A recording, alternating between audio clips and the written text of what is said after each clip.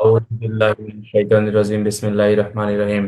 দরুদ শরীফ। আল্লাহুম্মা সাল্লি আলা মুহাম্মাদ ওয়া আলা আলি মুহাম্মাদ কামা সাল্লাইতা আলা ইব্রাহিম ওয়া আলা আলি ইব্রাহিম ইন্নাকা হামিদুম মাজিদ। সাল্লাল্লাহু আলাইহি ওয়াসাল্লাম।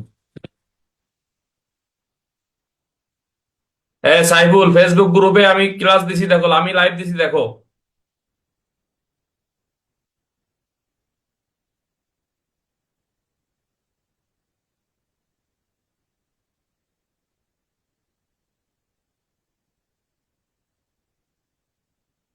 আহ প্রিয় বন্ধুরা, আমরা ফৌজদারি কার্যবিধি আইনের 153 ধারা পর্যন্ত পড়ছিলাম।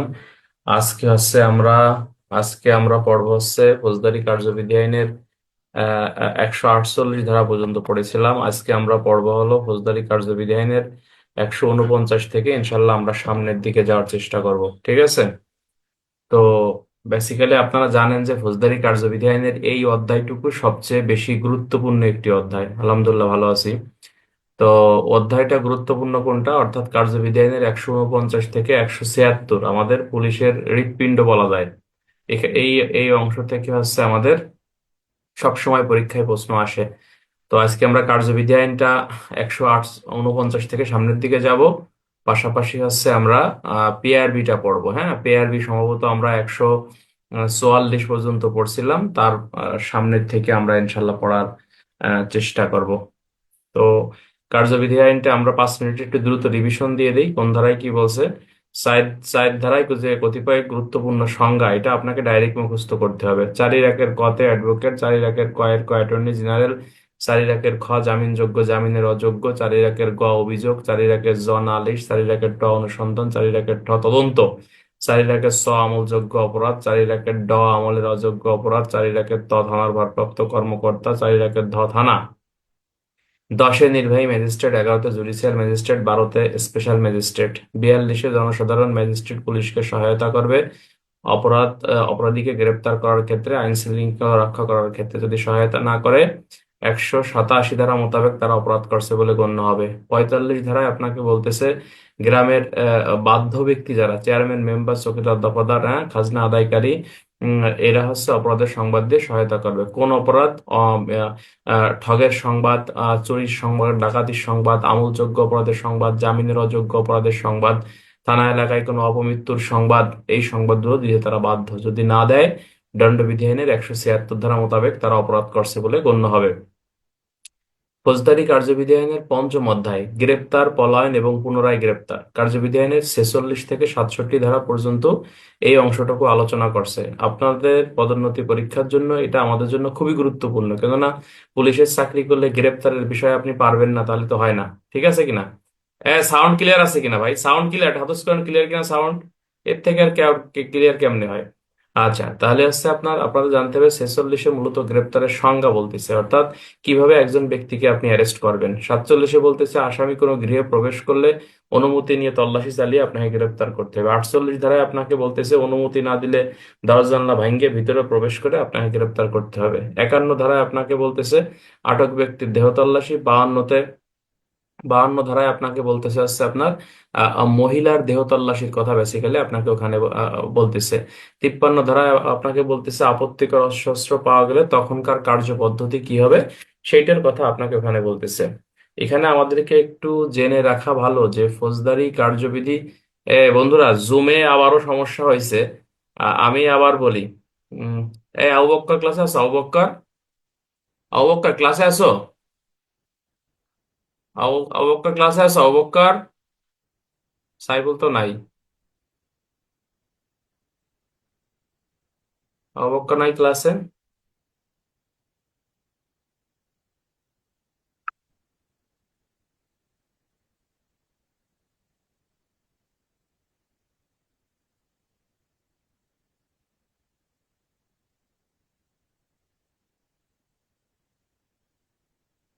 সবাই ফেসবুক লাইভে যান, ক্লাস হচ্ছে।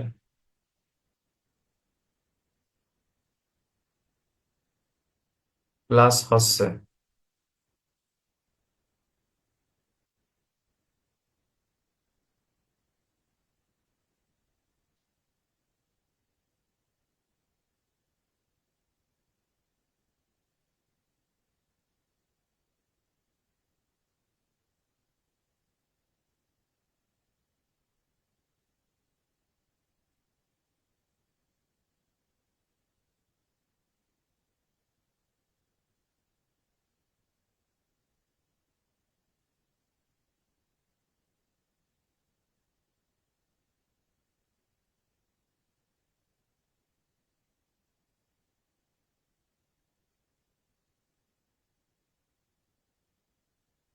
আচ্ছা, আমাদের আমাদের এখানে একটু যে আমাদের এখানে বেসিক্যালি একটু আপনাকে জেনে রাখা ভালো যে ফৌজদারি কার্যবিধি আইন অনুসারে যখন আপনি গ্রেপ্তার সংশ্লিষ্ট এই কার্যক্রমগুলো চালাবেন, যদি আপনি আসামি গ্রেপ্তার করার পরে টাকা খেয়ে আসামিকে আপনি ছেড়ে দেন, দণ্ডবিধি আইনের 213 ধারায় অপরাধী। যে ব্যক্তি টাকা দেছে সে ব্যক্তি 214-তে অপরাধ করছে বলে গণ্য হবে।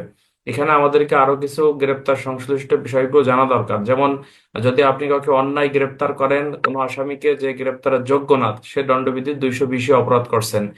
গ্রেপ্তার যোগ্য ব্যক্তিকে আপনি যদি গ্রেপ্তার না করেন, 221-এ অপরাধ করছেন। দণ্ডপ্রাপ্ত ফেরারি আসামিকে গ্রেপ্তার না করলে 222-এ অপরাধ করছেন। গ্রেপ্তার করছেন ভালো কথা, গ্রেপ্তার করছেন ভালো কথা, সেক্ষেত্রে বলা হচ্ছে যে যদি আসামি পালিয়ে যায় আপনার দায়িত্ব কর্তব্য অবহেলার কারণে, আপনার অপরাধ 223। আসামি গ্রেপ্তার করার সময় যদি বাধা প্রদান করে, তারপর হচ্ছে আপনার আসামি পলায়ন করে বা পলায়নের চেষ্টা করে, সেক্ষেত্রে আসামির শাস্তি দণ্ডবিধির 224। আসামি ব্যতীত আসামির অন্য কোনো আত্মীয় স্বজন যদি গ্রেপ্তারে বাধা প্রদান করে বা পালিয়ে যায় বা পলায়নের চেষ্টা করে, সেই ক্ষেত্রে তার অপরাধ হচ্ছে দণ্ডবিধি আইনের 225। এই বিষয়গুলো আমরা মনে রাখবো। 54 ধারায় বলতেছে 9টি ক্ষেত্রে পুলিশ বিনা পরোয়ানায় গ্রেপ্তার করতে পারে। 55-তে থানার ওসি 3টি ক্ষেত্রে বিনা পরোয়ানায় গ্রেপ্তার করতে পারে। 56-তে অধস্তন অফিসার দ্বারা গ্রেপ্তার। 57-তে জামিনের আমলের অযোগ্য অপরাধীকে পুলিশ কর্তৃক গ্রেপ্তার। 59 ধারায় জনসাধারণ কর্তৃক গ্রেপ্তার। 61-তে 24 ঘন্টার বেশি গ্রেপ্তারকৃত ব্যক্তিকে আটক রাখা যাবে না। এরপরে 66 67 ধারায় আপনাকে বলতেছে পুলিশ হেফাজত থেকে আসামি পলায়ন করলে পুনরায় তাকে অনুসরণ করে গ্রেপ্তার করতে হবে। আর ফৌজদারি কার্যবিধি আইনের 68 থেকে 93 গ পর্যন্ত আলোচনা করছে যে বিভিন্ন আদালত কর্তৃক বিভিন্ন পরোয়ানা ইস্যু সংশ্লিষ্ট বিশেষ বিধান, অর্থাৎ আসামিকে আদালতে হাজির করার জন্য। 68 থেকে 74 ধারায় আলোচনা করছে সমন সংশ্লিষ্ট বিষয়। এবং 75 থেকে 86 পর্যন্ত আলোচনা করছে গ্রেপ্তারি পরোয়ানার বিষয় সম্পর্কে আলোচনা করছে। ফৌজদারি কার্যবিধানে 87-তে হুলিয়া, 88-তে কোরক, 89-তে কোরককৃত সম্পত্তি প্রত্যার্পণের বিধান সম্পর্কে আলোচনা করছে। ফৌজদারি কার্যবিধানের 90 ধারায় আপনাকে বলতেছে সমনের অতিরিক্ত পরোয়ানা কখন জারি করা যায়। 90-র ক-তে আপনাকে বলতেছে যে বাংলাদেশ থেকে বিদেশে সমন আপনি কিভাবে পাঠাবেন। 93-র খ-তে বলতেছে বিদেশ থেকে পরোয়ানা বাংলাদেশে, বাংলাদেশ থেকে বিদেশে পরোয়ানা আপনি কিভাবে পাঠাবেন, গ্রেপ্তারি পরোয়ানা। আর 93-এর গ-তে যে বিষয়টা বলতেছে বিদেশ থেকে গ্রেপ্তারি পরোয়ানা বাংলাদেশে আসলে আপনি তা কিভাবে তামিল করবেন। ঠিক আছে কিনা। আর ফৌজদারি কার্যবিধি আইনের 94 থেকে 106 ধারা পর্যন্ত আলোচনা করছে যে বিজ্ঞ আদালত কি কি দলিল দাখিল বা অস্থাবর দাখিল করার জন্য কখন দলিল পরোয়ানা ইস্যু করতে পারে সেই বিধিবিধানগুলো বলছে। 96 ধারায় আপনাকে বলতেছে তল্লাশি পরোয়ানা কি। 97 ধারায় তল্লাশি পরোয়ানা আদালত নিয়ন্ত্রণ করবে। 98 ধারায় চোরাই মাল, জাল দলিল, নকল দলিল উদ্ধার করার জন্য বিজ্ঞ আদালত তল্লাশি পরোয়ানা ইস্যু করতে পারে। এরপরে হচ্ছে আপনার 99-এর ক-তে অবৈধ প্রকাশনা উদ্ধার করার জন্য বিজ্ঞ আদালত তল্লাশি পরোয়ানা ইস্যু করতে পারে। 100 ধারায় আপনাকে বলতেছে যে অবৈধভাবে যে ব্যক্তিকে আটকিয়ে রাখা হয়েছে এই ব্যক্তিকে উদ্ধার করার জন্য বিজ্ঞ আদালত তল্লাশি পরোয়ানা ইস্যু করতে পারে। 106 থেকে 144, 132 পর্যন্ত যে বিষয়গুলো এখানে আলোচনা, 124 পর্যন্ত আলোচনা করছে যে ম্যাজিস্ট্রেটের প্রতিরোধমূলক কার্যসমূহ, বিশেষ করে 106-7 শান্তি রক্ষার মুসলেকা, 108-9-10 সদাচরণের মুসলেকা। নবম অধ্যায় ফৌজদারি কার্যবিধান 127 থেকে 132 খুবই গুরুত্বপূর্ণ আমাদের জন্য এই অংশটুকু। এখানে বেসিক্যালি আপনাকে আলোচনা করছে যে 127 ধারায় অবৈধ জনতা ছত্রভঙ্গ করার জন্য থানার ভারপ্রাপ্ত কর্মকর্তা মৌখিক নির্দেশ দিতে পারবে। ঠিক আছে কিনা। 128 ধারায় বলতেছে বল প্রয়োগ করে ছত্রভঙ্গ করতে পারবে। 129-এ বলতেছে যে আপনার প্রয়োজনে মেট্রোপলিটন এলাকায় পুলিশ কমিশনার সামরিক সহায়তা তলব করতে পারবে। অন্যান্য জেলা এলাকায় নির্বাহী ম্যাজিস্ট্রেট সামরিক সহায়তা তলব করে ছত্রভঙ্গ করতে পারবে। 130-এ আপনাকে বলতেছে সামরিক বাহিনীর অফিসারের কর্তব্য। 131-এ বলতে সামরিক বাহিনীর অফিসারের ক্ষমতা বেআইনি সমাবেশ ছত্রভঙ্গ করার ক্ষেত্রে। 132 ধারায় বলতেছে বেআইনি সমাবেশ ছত্রভঙ্গ করার কাজে যে সকল অফিসার যোগদান করেছিল বা যে সকল ব্যক্তি যোগদান করেছিল তাদের বিরুদ্ধে কি করা যাবে না, কোনো ফৌজদারি মামলা রুজু করা যাবে না। কার অনুমতি ব্যতীত? সরকারের অনুমোদন ব্যতীত।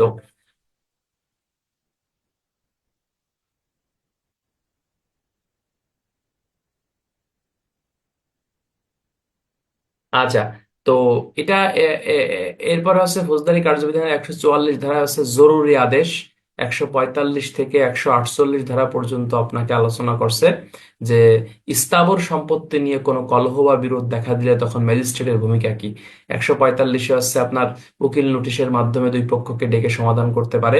146 সম্পত্তি কোরকের মাধ্যমে সমাধান করতে পারে। 100। হ্যালো, ওটিপি আসছে?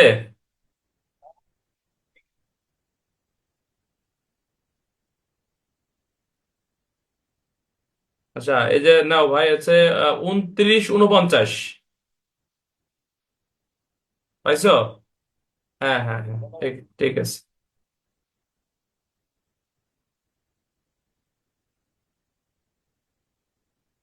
আচ্ছা, ফৌজদারি কার্যবিধি আইনের 47 ধারায় বলতেছে স্থাবর সম্পত্তির ব্যবহার নিয়ে বিরোধ দেখা দিলে তখন কিভাবে এটা নিষ্পত্তি করতে হবে। আর 148 ধারায় আপনাকে বলতেছে যে এই সম্পত্তি নিয়ে বিরোধ দেখা দিলে যদি পুলিশের তদন্ত রিপোর্ট বা অন্য কোনোভাবে এর সমাধান না হয়, সেই ক্ষেত্রে সরজমিনে ম্যাজিস্ট্রেটের নিয়োগ করা যাবে এবং তারা ইনকোয়ারি কার্যক্রম চালাতে পারবে। যাই হোক, এগুলো নর্মালি আসে না, এগুলো আগে পড়াইছি আমরা। আমরা আজকে মূলত শিখবো ফৌজদারি কার্যবিধি আইনের 149 থেকে 153, 154 থেকে সামনের দিকে। এই অংশটুকু আমাদের জন্য খুবই গুরুত্বপূর্ণ, এটা আপনারা অনেক ভালো করেই জানেন।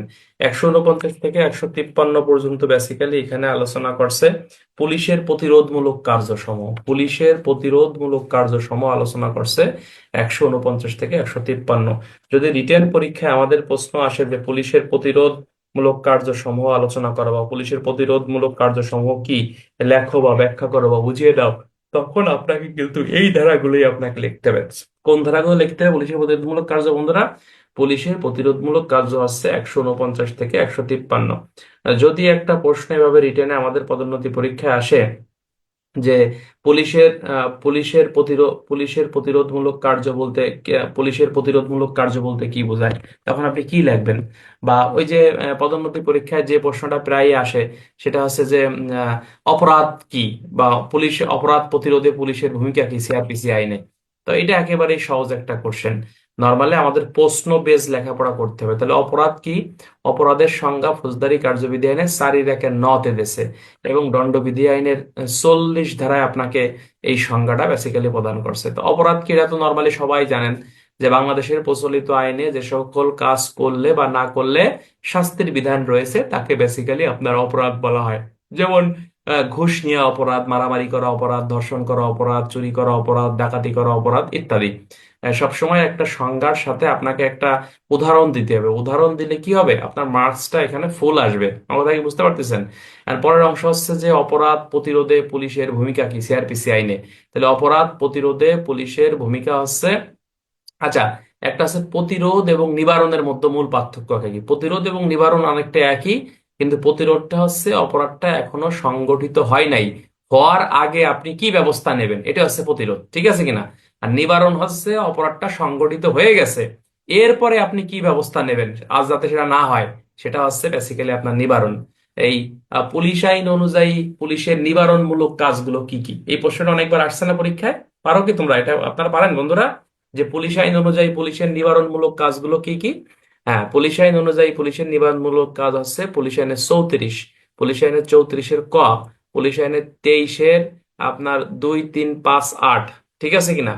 এরপরে হচ্ছে আমরা আহ, আহ, আহ, আহ, আহ, এই ধারা এবং পুলিশ আইনের 44 ধারাটাও আমরা দিতে পারি, পুলিশ আইনের 44 ধারা দিতে পারি, পুলিশ আইনের 30 ধারাটাও আমরা দিতে পারি, পুলিশ আইনের 31 ধারাটাও আমরা দিতে পারি। এগুলোই সব 24 ধারাটাও আমরা দিতে পারি। হ্যাঁ, এইগুলো হচ্ছে এই পয়েন্টগুলো যখন আপনি লিখে দেবেন, সবই কিন্তু পুলিশের নিবারণমূলক কাজের মধ্যে পুলিশ আইনে চলে আসবে। আহ, কার্যবিধির ভিতরে পুলিশ আইন ঢুকে গেছে, তাই না? ওখানে আরেকটা কথা পরীক্ষায় আসে প্রশ্ন, আপনারা জানেন যে পুলিশ আইন অনুসারে পুলিশের নিবারণমূলক কাজে কোন কোন পদের অফিসার অংশগ্রহণ করতে পারে, তাই না বন্ধুরা? তো আপনাকে ওখানে পয়েন্ট আকারে লিখতে হবে যে পুলিশ আইন অনুযায়ী পুলিশের নিবারণমূলক কাজে যে সকল অফিসার অংশগ্রহণ করতে পারে। 1 নম্বর হচ্ছে যে 23 ধারা মোতাবেক সকল পদের অফিসার নিবারণমূলক কাজে অংশগ্রহণ করতে পারে। 2 নম্বর আছে 34 ধারা মোতাবেক কনস্টেবল থেকে আইজি পর্যন্ত সবাই নিবারণমূলক কাজে অংশগ্রহণ করতে পারে। পুলিশ আইনের 34-এর কতে SI/সার্জেন্ট পদমর্যাদার নিম্নে নয় এমন অফিসার নিবারণমূলক কাজে অংশগ্রহণ করতে পারে। এরপরে হচ্ছে পুলিশ আইনের 30-30-এর কয়ের অপরাধের ক্ষেত্রে নিবারণমূলক কাজে ইন্সপেক্টর, ওসি, এএসপি, এসপি এই সকল অফিসাররা অংশগ্রহণ করতে পারে, ঠিক আছে কিনা। তারপরেও আমরা আর একটা জিনিস লিখতে পারি যে পুলিশ আইনের 23, পিআরবি 207, 208 ধারা মোতাবেক কনস্টেবল, নায়ক, এসআই, এএসআই পুলিশের নিবারণমূলক কাজে অংশগ্রহণ করতে পারে। এই হলো 10 মার্কের অ্যান্সার। তো এটা তো মুখে বলে ফেললাম একবারে ক্যালকেলাইয়ে, কিন্তু লিখতে গেলে তো খবর হয়ে যায়, ঠিক আছে কিনা। তাহলে আমরা কি জানলাম যে পুলিশ আইনে পুলিশের নিবারণমূলক কাজ আছে 34, 34-এর ক, তারপরে 30, 30-এর ক, 31, এবং পুলিশের 23 ধারার 2, 3, 5, 8 এই পয়েন্টগুলো আপনাকে লিখলেই হয়ে যায়, ঠিক আছে কিনা। সাথে সংশ্লিষ্ট পেয়ারবি দিতে হবে। আর নিবারণমূলক কাজে অংশগ্রহণ করতে পারে কোন কোন অফিসার? ওই 23 ধারায় সবাই, 34 ধারায় সবাই, 34-এর কতে এসআই/সার্জেন্ট পদমর্যাদার নিম্নে নয় এমন অফিসার আছে এই কাম আপনার করতে পারে। এই পয়েন্টগুলো লিখে দিলেই আমার মনে হয় উত্তর এখানে শেষ। আশা করি আমার কথা মনে হয় ইনশাল্লাহ আপনারা বুঝে ফেলছেন। আমরা তো আসলে পুলিশ আইন পড়াচ্ছি না, কার্যবিধি পড়াচ্ছি। তো কার্যবিধি আইনে পুলিশের নিবারণমূলক প্রতিরোধমূলক কাজগুলো কি কি 149 থেকে 153 ধারায় বলতেছে যে পুলিশ নিবারণমূলক কাজে অংশগ্রহণ বা ব্যবস্থা নেবে। তো 149 ধারায় বলতেছে প্রত্যেক পুলিশের আমলযোগ্য অপরাধ প্রতিরোধে হস্তক্ষেপ করতে পারবে এবং আমলযোগ্য অপরাধ অনুষ্ঠানে তিনি তার সাধ্যমতো প্রতিরোধ করবেন। তাহলে এমসিকিউ হতে পারে যে আমলযোগ্য অপরাধ প্রতিরোধে কোন পদের অফিসার হস্তক্ষেপ করবে? এমসিকিউ সকল পদের অফিসার কিন্তু এখানে হস্তক্ষেপ করবে, এবং বলতেছে যে তিনি তার সাধ্যমতো তিনি তার সর্বাত্মক চেষ্টা করবেন, সাধ্যমতো তিনি তার এটা প্রতিরোধ করবেন। 149 ধারা এই কথাই বলতেছে। ধারা কি দেবেন? ধারা এখানে আপনি দেবেন পুলিশ আইনে 23 ধারা দিতে পারেন, পিআরবি 118 দিতে পারেন। এই 149 ধারার সাথে পিআরবি 118 বিধি দিয়ে দিলেই আপনার এখানে হয়ে যায়। 150 বলতেছে আমলযোগ্য অপরাধের ষড়যন্ত্রের সংবাদ। আমলযোগ্য অপরাধের ষড়যন্ত্রের যখন কোনো সংবাদ পুলিশ অফিসার জানবে, এটা সঙ্গে সঙ্গে ঊর্ধ্বতন কর্তৃপক্ষকে বিষয়টা জানাবে। যেমন আমরা ডিউটি অফিসার থাকলে বলি, স্যার স্যার আমাকে যাইতে ফোন আইছে, এই ঘটনা ঘটছে, আমাকে জায়গায় মারামারি হতে পারে, প্রস্তুতি নিচ্ছে। অর্থাৎ 150 ধারায় বলতেছে সকল পদমর্যাদার পুলিশ অফিসার যখন আমলযোগ্য অপরাধের সংবাদ শুনবে বা তার নলেজে আসবে, তার কানে আসবে, তার কেউ ফোন দিয়ে জানাবে বা অন্য কোনো ভাবে জানাবে, সঙ্গে সঙ্গে এটা হচ্ছে তার সিনিয়র অফিসারকে বিষয়টা অপরাধ করে আমলযোগ্য অপরাধ প্রতিরোধ করবে। এমন কথা হচ্ছে, মনে করেন জানালো জানালো না, গার্ড তারা কিছু লোক আছে না, যে যা হয় অজ্ঞা আমি ঘুমাই নেই, ঠিক আছে কিনা, জানালো না। তাহলে যেমন আমি কালকে ডিউটি অফিসারই করছি, কালকে মনে হয় ভোর 4টের সময় একটা 999 ফোন আইছে, আমাকে এখানে কোন জায়গায় বিয়ে আছে, বিয়ে হিজলারা টাকা যাচ্ছে, গরিব মানুষ টাকা যাচ্ছে।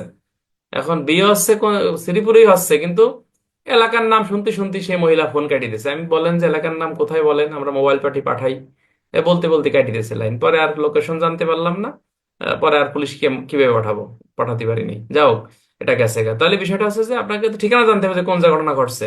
তাহলে আমলযোগ্য অপরাধে যখন কোনো একটা সংবাদ আমরা শুনবো বা জানবো, তখন তার আশু ব্যবস্থা গ্রহণ করা আমাদের পুলিশের দায়িত্ব এবং কর্তব্য। অপরাধটি সংগঠিত হোক বা না হোক, আমাদের তখন দণ্ডবিধি আইনের আমি যদি কোনো ব্যবস্থা না নেই, আমার পুলিশ অফিসার হিসেবে অপরাধ কি?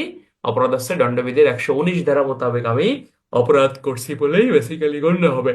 তাছাড়া যেহেতু আমি পুলিশ অফিসার, আমি কোনো আইনগত ব্যবস্থা নেই, আমার বিরুদ্ধে দণ্ডবিধি পুলিশ আইনের 7, 29, 857, 880 বিধি মোতাবেক আইনগত ব্যবস্থা কিন্তু এখানে আমার গ্রহণ করা হবে। তো আমার কথা মনে হয় ইনশাল্লাহ আপনারা বুঝে ফেলেছেন, একেবারেই সহজ প্রশ্ন, এবং এইভাবেই বিষয়টা আমাদের পরীক্ষায় আসে। আচ্ছা, 151 ধারায় বলতেছে যে আমলযোগ্য অপরাধের ষড়যন্ত্র প্রতিরোধের জন্য গ্রেপ্তার করা। 151 ধারা, অর্থাৎ যখন আপনি জানতে পারলেন যে অমুক ব্যক্তি আমলযোগ্য অপরাধ করার জন্য ষড়যন্ত্র করতেছে, এই ব্যক্তিকে 151-এ গ্রেপ্তার করে আদালতে কিন্তু চালান দিয়ে দেওয়া যাবে, ঠিক আছে কিনা। এই 151-এ গ্রেপ্তার করার মাধ্যমে আমলযোগ্য অপরাধ কিন্তু আপনি কি করতে পারবেন? অপরাধ প্রতিরোধে পুলিশ কিন্তু ভূমিকা পালন করতে পারে। এখন তোমার প্রশ্ন হচ্ছে যে স্যার তাহলে 151 এবং 54-এর মধ্যে পার্থক্য কি? সহজ একটা পার্থক্য, সেটা হচ্ছে 54টা হচ্ছে আমলযোগ্য অপরাধ করেছে এমন সন্দেহে 54-এ গ্রেপ্তার। এবং একটা জিনিস মনে রাখবেন, 54-এর গ্রেপ্তারকে আদালত সীমাবদ্ধ করার নির্দেশ দিয়েছে, অর্থাৎ এ বেশি বাড়াবাড়ি করা যাবে না। 54-এ গ্রেপ্তার হওয়ার হামেশায় কাউকে গ্রেপ্তার করা যাবে না। পুলিশের কাজ হচ্ছে যাচাই বাছাই করে প্রকৃত অপরাধীকে গ্রেপ্তার করা। তো তুমি যদি প্রকৃত অপরাধীকে যাচাই বাছাই করে গ্রেপ্তার না করো, হর হামেশা একজনকে ধরে ফেললা, দণ্ডবিধির 220 ধারা মোতাবেক তুমি অপরাধ করছো বলেই গণ্য হবে। আর 151 ধারাটা কি? 151 ধারা হচ্ছে সে কিন্তু অপরাধ করেনি, কিন্তু আপনার কাছে মনে হচ্ছে সে কোনো আমলযোগ্য অপরাধ করবে, এমন ষড়যন্ত্রকারীকে পুলিশ বিনা পরোয়ানায় গ্রেপ্তার করে ফেলবে 151 ধারায়। বিআরবি 316 বিধি আমরা কিন্তু এখানে বেসিক্যালি ব্যবহার করতে পারি। তাহলে যদি রিটেন পরীক্ষা এরকম একটা প্রশ্ন আসে বন্ধুরা, যে ফৌজদারি কার্যবিধি আইনের 54 ধারা এবং কার্যবিধি আইনের 151 ধারার মধ্যে পার্থক্য নিরূপণ করো, 5টি পার্থক্য। তো প্রথমে আমরা কি লিখবো? আমরা লিখবো ফৌজদারি কার্যবিধি আইনের 54 ধারা মোতাবেক আমলযোগ্য অপরাধ করেছে এমন সন্দেহে পুলিশ বিনা পরোয়ানায় গ্রেপ্তার করতে পারে। 54, ফৌজদারি কার্যবিধি আইনের 151 ধারা মোতাবেক আমলযোগ্য অপরাধের করার জন্য কোন ষড়যন্ত্র করছে এমন ব্যক্তিকে পুলিশ বিনা পরোয়ানায় করতে পারে 151। ফৌজদারি কার্যবিধি আইনের 54 ধারা মোতাবেক 9টি ক্ষেত্রে পুলিশ বিনা পরোয়ানায় গ্রেপ্তার করতে পারে। ফৌজদারি কার্যবিধি আইনের 151 ধারা মোতাবেক একটি ক্ষেত্রেই পুলিশ সাধারণত আপনার ষড়যন্ত্রকারীকেই বিনা পরোয়ানায় গ্রেপ্তার করতে পারে। 54 ধারার গ্রেপ্তারের ক্ষেত্রে পুলিশের গ্রেপ্তারের প্রয়োগ এবং অপপ্রয়োগের সম্ভাবনা রয়েছে। ফৌজদারি কার্যবিধি আইনের 151 ধারার মোতাবেক গ্রেপ্তারের কি নাই কোনো, আচ্ছা, আপনার অপপ্রয়োগের সম্ভাবনাই বেসিক্যালি আপনার বেশি থাকে। 54 ধারার গ্রেপ্তার অপরাধ করার পরের গ্রেপ্তার, আর 151 ধারার গ্রেপ্তার অপরাধের মানে আমলযোগ্য অপরাধের প্রস্তুতিকালে বা করতে পারে এমন সন্দেহে আছে আপনার বিনা পরোয়ানায় গ্রেপ্তার। ফৌজদারি কার্যবিধি আইনের 54 ধারার গ্রেপ্তার আছে কার্যবিধি আইনের 5ম অধ্যায়ের বিনা পরোয়ানায় গ্রেপ্তার, আর ফৌজদারি কার্যবিধি আইনের 151 ধারার গ্রেপ্তার আছে ফৌজদারি কার্যবিধি আইনের 13 অধ্যায়ের বিনা পরোয়ানায় গ্রেপ্তার। ফৌজদারি কার্যবিধি আইনের 54 ধারার বিনা পরোয়ানায় গ্রেপ্তার কোনো প্রতিরোধমূলক গ্রেপ্তার না, ঠিক আছে কিনা? আর ফৌজদারি কার্যবিধি আইনের 151 ধারার গ্রেপ্তার হচ্ছে অপরাধ প্রতিরোধমূলক গ্রেপ্তার। এই তো 6-7টা পার্থক্য আমাদের হয়ে গেল। তো তুমি যদি এটা পারো তাহলে এটা আসলে অন্য কোনো গাইডে এরকম পাওয়া যাবে না। ক্লাসটা আবার একটু রেকর্ড শুনবেন। প্রশ্নটা ইন্সপেক্টরশিপে একবার আসছে যে কার্যবিধি আইনের 54 ধারা এবং কার্যবিধি আইনের 151 ধারার মধ্যে মূল পার্থক্য নিরূপণ করো, 5 মার্কের প্রশ্ন। তখন আপনাকে কিন্তু ওইভাবেই একটু লেখার চেষ্টা করতে হবে। আচ্ছা, থ্যাংক ইউ। আমরা এখন সরাসরি চলে যাব ফৌজদারি কার্যবিধি আইনের 152 ধারায় কি বলতেছে। 52 ধারায় আপনাকে বলতেছে যে সরকারি সম্পত্তির ক্ষতি সাধন প্রতিরোধ।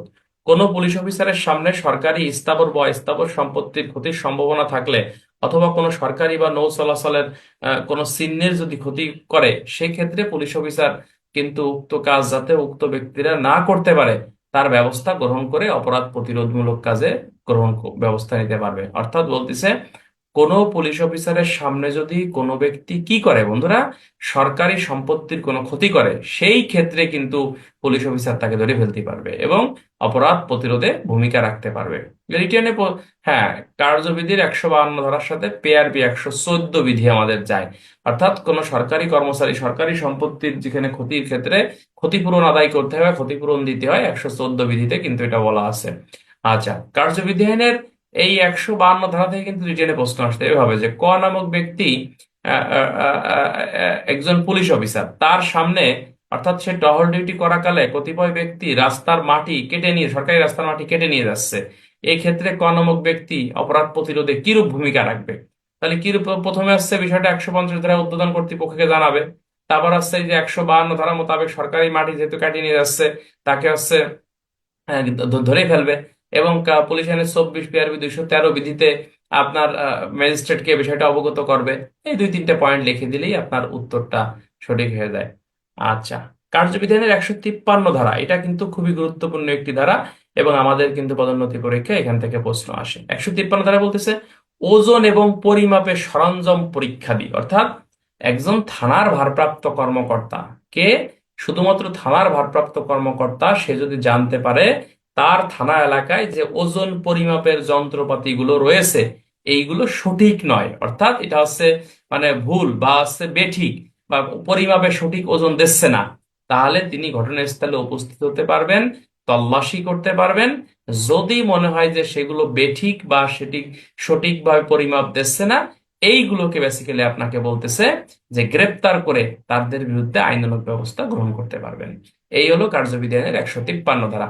তাহলে এই সকল ধারাগুলো থেকে কি কি এমসিকিউ হতে পারে, প্রশ্ন হতে পারে কার্যবিধি আইনের প্রতিরোধমূলক কার্য সিআরপিসির কোন ধারা থেকে কোন ধারা, 149 থেকে 153 ধারা।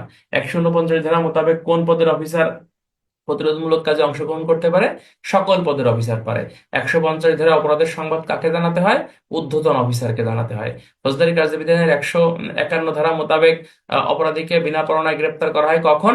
অপরাধ করার পূর্বে গ্রেপ্তার করা হয়। কোন অপরাধ? আমলযোগ্য অপরাধ। কি করার পূর্বে? ষড়যন্ত্র করার সময় মনে হয় তখন গ্রেপ্তার করা হয়।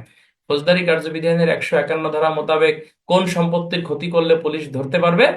সরকারি সম্পত্তির ক্ষতি করলে। ঠিক আছে কিনা? ফৌজদারি কার্যবিধানের 153 ধারা মোতাবেক অবৈধ বাটখারা তল্লাশি করতে পারে কে? থানার ভারপ্রাপ্ত কর্মকর্তা। কত ধারা? 153 ধারা। কোন এলাকায় উক্ত বিষয়গুলো ঘটলে? থানার এলাকা বা তার এখতিয়ার সীমার মধ্যে ঘটলে কি করতে পারবে? তল্লাশি করতে পারবে। আর কি করতে পারবে? আটক করতে পারবে। ঠিক আছে কিনা? এই এমসিকিউ আসলে পারবেন না ভাই, তো একেবারে সহজ করেই আমরা বলার চেষ্টা করতেছি। এই 153 ধারার সাথে কিন্তু মিল রেখে আর একটা কোশ্চেন আমাদের রিটেন পরীক্ষায় আসে। সেটা কি? সেটা হচ্ছে থানার ভারপ্রাপ্ত কর্মকর্তা এবং একজন সাধারণ ইন্সপেক্টরের মধ্যে ক্ষমতাগত পার্থক্য নিরূপণ করো। প্রশ্ন আসছে না পরীক্ষায়? তো এই প্রশ্নটা তুমি লিখবা হচ্ছে এইভাবে, যে ফৌজদারি কার্যবিধি আইনের, হ্যাঁ, ফৌজদারি কার্যবিধি আইনের আছে আপনার এই 153 ধারা মোতাবেক থানার ভারপ্রাপ্ত কর্মকর্তা থানা এলাকায় অবৈধ বাটখারা তল্লাশি করতে পারে বা আটক করতে পারে, কিন্তু একজন সাধারণ ইন্সপেক্টর তা পারে না। ফৌজদারি কার্যবিধি আইনের 127 ধারা মোতাবেক এই যে কি বলে, বেআইনি জনতা বা ছত্রভঙ্গ করার জন্য ওসি নির্দেশ দিতে পারে, কিন্তু একজন সাধারণ ইন্সপেক্টর তা কিন্তু পারে না। ফৌজদারি কার্যবিধি আইনের 165 ধারা মোতাবেক থানার ভারপ্রাপ্ত কর্মকর্তা নিজ থানা এলাকায় বিনা পরোয়ানায় তল্লাশি করতে পারে, কিন্তু একজন সাধারণ ইন্সপেক্টর কিন্তু সেটা পারে না। ফৌজদারি কার্যবিধি আইনের 156 ধারা মোতাবেক থানা এলাকায় যে কোনো আমলযোগ্য অপরাধ তদন্তের জন্য থানার ওসি ক্ষমতাবান, কিন্তু একজন সাধারণ ইন্সপেক্টর কিন্তু তা পারে না। এইভাবে 5-6টা পার্থক্য লিখে দিলেই হয়। প্রশ্ন কি? প্রশ্ন হচ্ছে যে ফৌজদারি কার্যবিধি আইন অনুসারে থানার ভারপ্রাপ্ত কর্মকর্তা এবং একজন সাধারণ ইন্সপেক্টরের মধ্যে ক্ষমতাগত পার্থক্য নিরূপণ করো। আমি কি বোঝাতে পারতেছি ভাই? বুঝছেন? যারা এখনো বইয়ের ফর্ম পূরণ করেন নাই, বইয়ের ফর্মটা পূরণ করে দেবেন। আমরা আশা করতেছি বুধ বৃহস্পতিবার থেকেই বই আমরা দেওয়া শুরু করব। শুক্র শনিবারে ইনশাল্লাহ হাতে পেয়ে যাবেন। ক্লিয়ার? আমার মনে হয় বইটা যদি আপনাদের হ্যাঁ, কার্যবিধানের 55 ধারা মোতাবেক থানা এলাকায় থানার ভারপ্রাপ্ত কর্মকর্তা 3 শ্রেণীর ব্যক্তিকে বিনা পণায় গ্রেপ্তার করতে পারে, কিন্তু একজন সাধারণ ইন্সপেক্টর সেটা কিন্তু পারে না। এই তো 6টা পার্থক্য হয়ে গেল। হ্যাঁ, 97টা দেয়া যায়, দেয়া যায়, দেন সমস্যা নাই, দেয়া যায়, অনেক দেয়া যায়, পার্থক্য তো আর শেষ নাই। ঠিক আছে কিনা? আচ্ছা, তাহলে আমরা এই কার্যবিধানের 149 থেকে 153 ধারা পর্যন্ত এই বিষয়গুলো আমরা একটু জানার চেষ্টা করলাম। ক্লিয়ার ভাই? 149 থেকে 153 ধারা পর্যন্ত এইগুলোই পরীক্ষায় আসবে, এমসিকিউ এবং রিটেন। আমরা এখন চলে যাব ফৌজদারি কার্যবিধি আইনের এই 154 থেকে 176-এর এই অংশগুলো কি বলছে। মানে তুমি যদি পরীক্ষার্থী হয়ে থাকো তাহলে তোমাকে এই অংশটুকু ভালো করে জানতে হবে। সিআরপিসির এই অংশটুকু হচ্ছে আমাদের পুলিশের একেবারে হৃৎপিণ্ড, কলিজা নাকি। এখান থেকে সব সময় 4 থেকে 5টা এমসিকিউ থাকে, রিটেনের প্রশ্ন থাকে। অর্থাৎ কার্যবিধির 154 থেকে কার্যবিধির 176 ধারা পর্যন্ত আলোচনা করছে অপরাধের সংবাদ থানায় কিভাবে আসে, কিভাবে এটা রেকর্ড করতে হয়, কে রেকর্ড করে, কোন অপরাধের বিরুদ্ধে পুলিশ কি ব্যবস্থা নিতে পারে, ব্যবস্থা নিয়ে পুলিশ আদালতে কিভাবে রিপোর্ট দাখিল করবে, এই সংক্রান্ত বিধিবিধানগুলো ফৌজদারি কার্যবিধি আইনের 154 থেকে 176 ধারা পর্যন্ত আপনাকে আলোচনা করছে। ক্লিয়ার?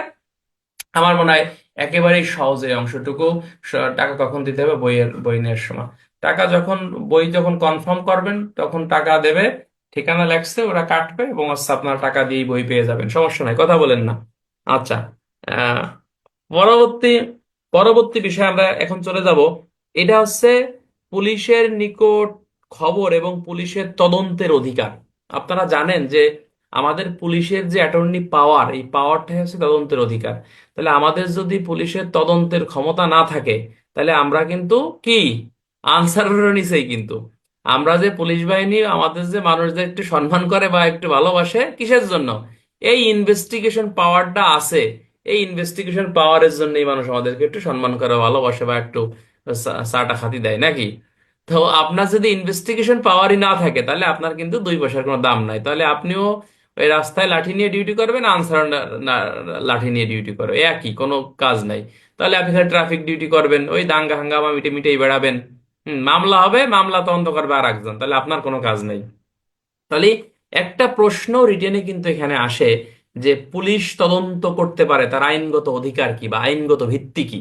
রিটার্ন ইন্সপেক্টরশিপে এই প্রশ্নটা আসছে। তা পুলিশ যে তদন্ত করতে পারে তার আইনগত ভিত্তি কি বন্ধুরা?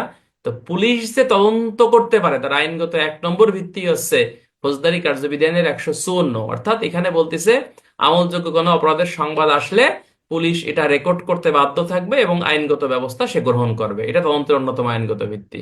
ফৌজদারি কার্যবিধি আইনের 155-তে বলতেছে অধর্তব্য অপরাধের সংবাদ থানায় আসলে জিডিতে নোট দেবে এবং আদালতের নির্দেশ মোতাবেক উক্ত বিষয়ে পুলিশ তদন্ত করতে পারবে। এটাও তদন্তের অন্যতম আইনগত ভিত্তি। ফৌজদারি কার্যবিধি আইনের 156 ধারায় বলতেছে থানা এলাকার মধ্যে বা থানার এখতিয়ার সীমার মধ্যে কোনো আমলযোগ্য অপরাধের সংবাদ যখন থানায় আসবে, পুলিশ অফিসার আদালতের নির্দেশ ব্যতীতই পুলিশ অফিসার কি করতে পারবে? এটা তদন্ত করতে পারবে। অর্থাৎ এখানে পুলিশকে তদন্তের অন্যতম আইনগত ভিত্তি বা ক্ষমতার কথা দিচ্ছে। ফৌজদারি কার্যবিধি আইনের 157 ধারা মোতাবেক পুলিশ অফিসার আমলযোগ্য অপরাধ সন্দেহ করার ক্ষেত্রে পুলিশ তদন্ত থেকে বিরত থাকতে পারবে, ঠিক আছে কিনা, প্রয়োজন বোধে তদন্তও করতে পারবে। সেই ক্ষেত্রে এটাও তদন্তের অন্যতম আইনগত ভিত্তি। এছাড়াও পিআরবি 255 বিধিতে পুলিশকে তদন্তের ক্ষমতা দেয়া হয়েছে। তাহলে এই 5টা পয়েন্ট হচ্ছে বেসিক্যালি পুলিশ যে তদন্ত করতে পারে তার আইনগত ভিত্তি হচ্ছে এগুলো। কি কি ভিত্তি কলাম আমি আবার কই, পুলিশ যে তদন্ত করতে পারে তার আইনগত ভিত্তি কি? পুলিশ যে তদন্ত করতে পারে তার আইনগত ভিত্তি হচ্ছে 154, 155, 156, 157 কি সিআরপিসি এবং পিআরবি 255, আর সাথে সংশ্লিষ্ট অন্যান্য পিআরবি গুলো দিয়ে দেবেন। উত্তর ইনশাল্লাহ আপনার হয়ে যাবে। ঠিক আছে কিনা? আমরা মূল বিষয়ে যাব। এখানে বলতেছে যে একজন আমাকে প্রশ্ন করছে যে ভাই এফআইআর এবং এজাহারের মধ্যে পার্থক্য কি? আচ্ছা, এজাহারটা কি বন্ধুরা? এজাহারটা হচ্ছে যে থানায় যখন কোনো আমলযোগ্য অপরাধের সংবাদ মৌখিক বা লিখিতভাবে এসে পৌঁছায় তখন সেটা হচ্ছে এজাহার। ক্লিয়ার? আর এই এজাহারের যে বিবৃতি অর্থাৎ সংবাদদাতার যে বিবৃতি থানায় রক্ষিত বিবরণ নং 27 বাংলাদেশ সনদ নং 53-56 মূলে যে রেজিস্টার সংরক্ষণে করা হয়, এই রেজিস্টারে যখন তুলে ফেলা হয় তখনই সেটা এফআইআর বা ফার্স্ট ইনফরমেশন রিপোর্ট হিসেবেই গণ্য হয়। অবশ্য এখন ওরকম হাতে লেখা এফআইআর এখন হয় না, এখন ওই যে সিডিএমএস পূরণ করে ওই অনলাইনে বা কম্পিউটারে এটা করে, তাই আপনারা জানেন এটা, তাই না বন্ধুরা? আর এই সংক্রান্তে একটা এফআইআর কিভাবে রেকর্ড হবে, কখন রেকর্ড হবে, কে রেকর্ড করবে, বা এর পদ্ধতি কি, মূল বৈশিষ্ট্যগুলো কি, বা কে রেকর্ড করতে পারে কে রেকর্ড করতে পারে না, বা এমসির জন্য অপেক্ষা করা যাবে কিনা, এই সংশ্লিষ্ট বিষয়গুলো সবই পিআরবি 243 বিধিতে আপনাকে আলোচনা করছে। এই সংশ্লিষ্ট সকল বিষয়গুলো পিআরবি 243 বিধিতে আপনাকে আলোচনা করছে। ঠিক আছে কিনা? তাহলে 154 থেকে প্রশ্ন আসতে পারে কিভাবে, যে আমলযোগ্য অপরাধের সংবাদ থানায় আসলে রেকর্ড করবে কে? থানার ভারপ্রাপ্ত কর্মকর্তা। এখন মনে করো রেকর্ড করলো না, তাহলে অপরাধ কি? তা আমলযোগ্য অপরাধের সংবাদ যখন থানায় আসবে ওসি রেকর্ড করলো না, রেকর্ড করতে বাধ্য হলো, ওসির অপরাধ না? অপরাধ হচ্ছে 166, 217 ধারা মোতাবেক ওসি অপরাধ করছে বলেই গণ্য হবে। কেন করে না রেকর্ড? রেকর্ড করে না হচ্ছে যেন অপরাধ একজনের শাস্তি না হয় বা মাল্টোস মাল্টোস খাইয়ে পার পেয়ে যায় নাকি। অর্থাৎ 166, 217-তে অপরাধ করছে, রেকর্ড করলো মানে গা ছাড়া কাম করছে, অর্থাৎ গা ছাড়া কাম করছে, অর্থাৎ রেকর্ড করছে, লঘু ধারায় মামলা রুজু করছে। ঠিক, ঘটনা ঘটছে একরকম, সে লেখছে মনে করেন আর এক রকম। ঠিক আছে কিনা? তাহলে এই ক্ষেত্রে ওসির অপরাধ আছে 167, 218 ধারা মোতাবেক ওসি অপরাধ করছে বলেই বেসিক্যালি গণ্য হবে। তো 154 ধারা আছে আমলযোগ্য অপরাধের সংবাদ থানায় আসলে ওসি রেকর্ড করতে বাধ্য, এবং আমলযোগ্য অপরাধের এই অভিযোগের ক্ষেত্রে আপনাকে এখানে কি বলতেছে যে আপনার এই এজাহারে কিন্তু সংবাদদাতার স্বাক্ষর কিন্তু মাস্ট। ঠিক আছে কিনা? এখন মনে করো এই সংবাদটা থানায় কিভাবে আসতে পারে? এই সংবাদটা থানায় মৌখিকভাবে আসতে পারে বা লিখিতভাবে আসতে পারে। যখন মৌখিকভাবে আসবে, সংবাদদাতা যখন সংবাদটি লিখতে পারে না, তখন থানার ওসির কাজ হচ্ছে সে বিষয়টা লিখে দেওয়া। ওসির কাজ হচ্ছে সেই বিষয়টা লিখে দেওয়া। ঠিক আছে কিনা? লিখে তার স্বাক্ষর নেবে। আর যদি লিখিতভাবে কোনো এজাহার আসে, সেটাও ওসি কিন্তু আপনার এটা গ্রহণ করতে বাধ্য। কোনো প্রকারের মানে গড়িমসি ছাড়া, মানে নড়াচড়া ছাড়া অবশ্যই সে এটা রিসিভ করতে বাধ্য। যদি রিসিভ না করে তাহলে ওই যে 166, 217-তে অপরাধী রিসিভ করলো ঠিক আছে, কিন্তু লঘু ধারায় মামলা রুজু করলো বা একজনকে বাঁচানোর জন্য কিছু করলো বা গড়িমসি করলো, সেক্ষেত্রে 167, 218 ধারা মোতাবেক সে অপরাধ করছে বলে গণ্য হবে। এবং যদি আচ্ছা, টেলিগ্রামেও আসতে পারে, ভালো কথা বলছো। যে টেলিগ্রামে যদি কোনো আমলযোগ্য অপরাধের সংবাদ আসে তখন তোমার কাজ কি? তো টেলিগ্রামে আসুক, টেলিফোনে আসুক, বা মানে মোবাইল ফোনে আসুক, সেই ক্ষেত্রে তোমার কাজ হচ্ছে পিআরবি 243-এর ক খ গ ঘ উমো। উমোতে বলতিছে যে ওই সংবাদদাতাকে থানায় আসার জন্য আপনাকে রিকোয়েস্ট করতে হবে, ভাই আপনি আসেন, আপনি এফআইআর দেন বা এজাহার দেন, আমরা গ্রহণ করতেছি। যদি সে না আসে বা না আসতে চায়, তোমার কাছে যদি মনে হয় অপরাধটি সংগঠনের আইনগত ভিত্তি রয়েছে বা অপরাধের ঘটনার সত্যতা রয়েছে, সেই ক্ষেত্রে নিজে বাদী হয়ে তোমাকে কি করতে হবে? মামলা রুজু করতে হবে। তবে মামলা রুজু করা থেকে বিরত থাকা যাবে না। তবে একটা জিনিস মনে রাখতে হবে, পিআরবি 243-এর ঘোড়ার ঘতে বলতিছে যে ইয়ার সংবাদ, কোনো ফ্যাক্সের সংবাদ, পেপার পত্রিকার সংবাদ, টেলিভিশনের কোনো সংবাদ, হ্যাঁ, এইটা শুনে কিন্তু মামলা রেকর্ড করা যাবে নয়াকারে না। কোনো গুজব, কোনো ভিত্তিহীন সংবাদ, উড়ো সংবাদ, উড়ো চিঠি, বেনামি চিঠি, এর উপর ভিত্তি করে কিন্তু মামলা রেকর্ড করা যাবে না। পেয়ারবি কত? পেয়ারবি 243-এর ঘতে কিন্তু আপনাকে এই কথা বলছে। ক্লিয়ার ভাই? আচ্ছা, তাহলে এই বিষয়গুলো কিন্তু এইভাবে আমাদের পদোন্নতি পরীক্ষা, প্লেন পেপার এজাহার। আচ্ছা, প্লেন পেপার এজাহারটা হচ্ছে বেসিক্যালি পুলিশ অফিসার ঘটনাস্থলে যাইয়ে যখন কোনো মানে মামলা রেকর্ড করে, সেটাই হচ্ছে বেসিক্যালি আপনার প্লেন পেপার এজাহার। আর এজাহার সংশ্লিষ্ট বিষয় হচ্ছে পিআরবি 246-এ আপনাকে বলতেছে যে এজাহার হচ্ছে বেসিক্যালি আপনার 3 কপিতে করতে হয়, ঠিক আছে কিনা? হ্যাঁ, 3 কপিতে করতে হয়। আহ, তি- আহ, 3 কপিতে, 3 কপিতে আপনাকে করতে হবে। এটা হচ্ছে পিআরবি 246 বিধিতে আপনাকে এখানে বলতেছে। এত করার দরকার নাই। এই এজাহার থেকে কিন্তু প্রশ্ন পরীক্ষায় আসে যে এজাহারে সংবাদদাতা স্বাক্ষর করতে অপারগতা প্রকাশ করলো বা স্বাক্ষর করলো না, কয় ধারা অপরাধ? সেটা হচ্ছে দণ্ডবিধির 180 ধারা মোতাবেক সে অপরাধ করছে বলেই গণ্য হবে। হ্যালো। ওয়ালাইকুম স্যার। হ্যাঁ, বলেন। স্যার আলামিন স্যার, আমি মোহাম্মদ সানা হোসেন বলতেছিলাম স্যার। বলেন। নাটোর থেকে হচ্ছে রুকসানা নামে আপনার কাছে যে এর আগে অভিযোগ নিয়ে গেছিল, আপনি তো ইনকোয়ারি করতে গেছিলেন, পাঠাইছিলাম। আমি সেই ছেলেটা। কোনটা আমতল, কোনটা? আমতল, আমতল, আমতল বাজার যে চার দোকান। আমতল বাজার, হ্যাঁ এর বলেন আগে বলেন বলেন, আমি ব্যস্ত আপনাকে আছি ভাই, ব্যস্ত কন্ট্যাক্ট, আছি, পরে কথা বলেন, আমি ব্যস্ত আছি ভাই। আপনার সঙ্গে স্যার ইমার্জেন্সি কথা আছে স্যার, আপনি একটু ফ্রি হয় একটু একটা মিস দিবেন স্যার। আচ্ছা, ভালো থাকেন ভাই, ব্যস্ত আছি, হ্যাঁ থাকেন। না, অনেক অনেক ইমার্জেন্সি কথা আছে। থাকেন।